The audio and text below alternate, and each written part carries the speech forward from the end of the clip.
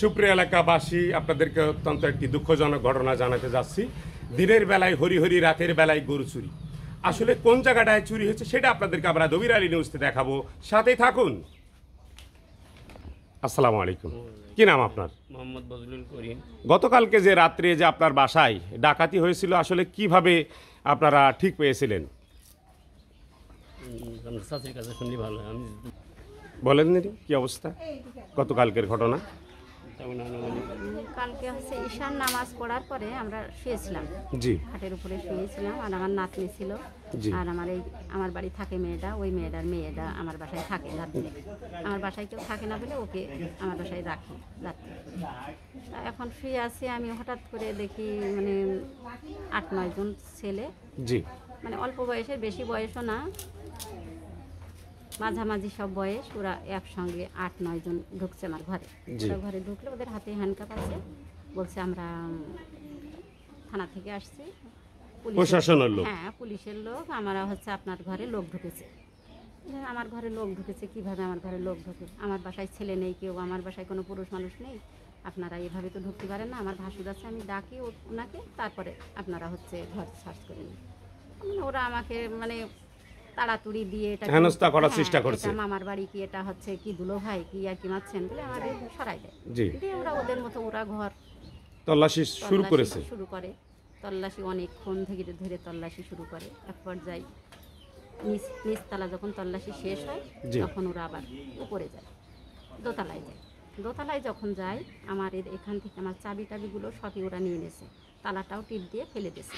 যে আমি যে ঘরে তালা দিয়ে যে আমি উপরে যাব, কিন্তু সেই পরিস্থিতি আমার ছিল না। তারপরে ওরা যখন আমার উপরে নিয়ে যায়, উপরে আমার অনেক সময় ওরা কাটায়, এদিক সেদিক দেখা দেখি করে, এটা খোলে ওটা খোলে, এদিকে যায় ওদিকে যায়, অনেক সময় যখন হচ্ছে আমার ওখানে সময় কাটায়। নিচেই কিন্তু অনেকগুলো ছেলে ছিল, আর উপরে কিছু ছিল। এক পর্যায়ে আমি উপর থেকে যখন আসি, তখন দেখি আমার আলমারিটা খোলা, ওরাই খুলছে, খোলা। এক পর্যায়ে ওদের সঙ্গে আমার কথা কাটাকাটি হয়। তারপরে আমার আলমারির ভিতর থেকে একটা বক্স বের করে নিয়ে আসছিল, যে ওতে আমার একটা চাদর ছিল। তা তখন ওরা বলে কি, এতে আপনার মানে ওই মাদক জাতীয় জিনিস এর ভিতরে আছে, এই আছে সেই আছে। এক পর্যায়ে মানে ওনাদের সঙ্গে আমার একটা ধস্তাধস্তি শুরু হয়। তারপরে আমি আলমারির ওখানে যেয়ে দেখি আমার আলমারির সব ফাঁকা। আমার আলমারির ভিতরে কিছু টাকা ছিল, গহনা ছিল, সেগুলো ওরা নিয়েছে। আর আমার এখান থেকে আমার যখন ওরা ঠেলতে নিয়ে আসে, আমার বাইরে নিয়ে যায়, তখন হচ্ছে আমার গলায় একটা চেন ছিল, চেনটা ওরা ছিঁড়ে নেয়, আমার কানেরটা ছিঁড়ে নেয়। সেই সময় আপনি ঠিক পেয়েছেন যে এরা ডাকাত? হ্যাঁ, না, আমি অনেক আগে থেকেই বুঝতে পারছি যে এরা কোনো একটা উদ্দেশ্য নিয়ে তো আসছে। এরা কিন্তু থানা থেকে এরা আসেনি, কিন্তু আমার তো ওখানে কোনো কথা বলার কোনো মানে সুযোগ দেয়নি। ওরা কথা আমাকে বলতেই দেয়নি, মানে জোরে কথা বলতেই দেয়নি।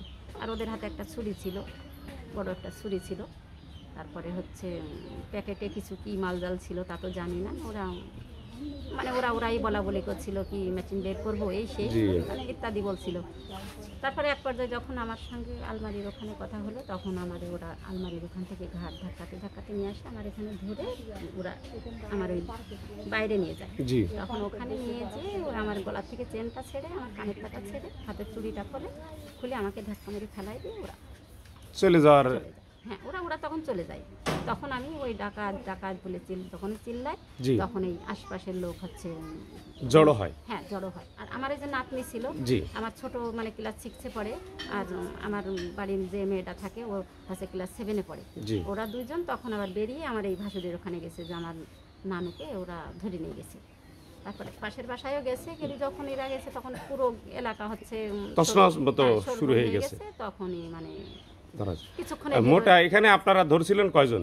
3 জন। কিছুক্ষণের ভিতরেই 3 জনে ধরা। এলাকার মানুষের কোনো আপনারা চিহ্নিত এরকম দোষারোপ এরকম কিছু জানেন কিনা? আমরা কিছুই দোষারোপ করেনি। এখন যাদের ধরছে তারাই বলছে যে একটা মহিলা ওদেরকে ফোন দিয়েছে। আচ্ছা, কি নাম জানেন কিনা? সেই মহিলাকে ধরা হয়েছে, সেই মহিলাকে সকালে ধরেও নিয়ে গেছে, থানায় আছে। এটুকুই ভাই, আর কিছু জানি না। ধন্যবাদ।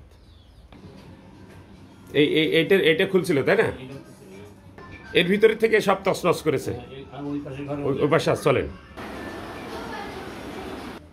ওরা এগুলো সবই তছনছ করেছে, ওরা এগুলো খুলছে, সবই খুলছে।